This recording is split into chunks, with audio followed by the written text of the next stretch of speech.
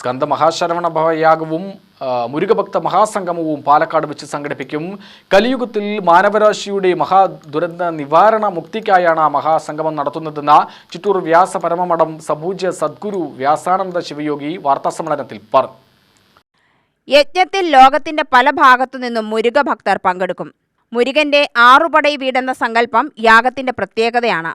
തിരുപ്പറക്കുണ്ട്രം, തിരുച്ചെന്തൂർ, പഴനി, സ്വാമിമലൈ, തിരുത്തണി, പഴമുതിർച്ചോല എന്നീ ക്രമത്തിൽ യജ്ഞവേദിയിൽ 6 സുബ്രഹ്മണ്യമൂർത്തി ബിംബം പ്രതിഷ്ഠിക്കും.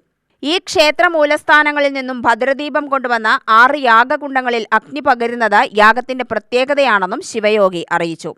മുരുകന്റെ മഹത്തായ 6 പട വീട് എന്ന ഒരു കൺസെപ്റ്റിനെ ആക്കിക്കൊണ്ടാണ് ഈ മഹത്തായ ഒരു യാഗം പാലക്കാട് വെച്ച് നടത്താൻ വേണ്ടി പോകുന്നത്.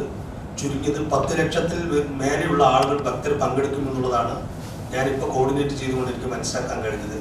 അപ്പോൾ ലോകത്തിൻ്റെ പല ഭാഗത്തുള്ള മുരുക ഭക്തന്മാർ പാലക്കാട് വരാനുള്ള ഒരു അവസ്ഥയിലാണ്. അപ്പോൾ ഇത്രയും പവിത്രമായ ഒരു സംഭവം 6 പട വീട് എന്നുള്ള കോൺസെപ്റ്റ് നമ്മൾ മനസ്സിലാക്കിക്കൊണ്ട് 6 പട വീടുകളിൽ നിന്നും ഭദ്രദീപം അവിടെ നിന്ന് കൊണ്ടുവന്ന ശേഷം 6 യാഗകുണ്ഡങ്ങളിലായി നമ്മൾ യജ്ഞശാല അഗ്നിയിൽ കർമ്മങ്ങളൊക്കെ നടത്തിയിട്ടാണ് ഈ മഹത്തായ യജ്ഞം നടക്കാൻ പോകുന്നത്. പത്രസമ്മേളനത്തിൽ പ്രമോദ് പ്രഭാകരൻ, സുരേഷ് പറളി, വത്സകുമാർ, രാമചന്ദ്രൻ, സജീവൻ എന്നിവരും പങ്കെടുത്തു.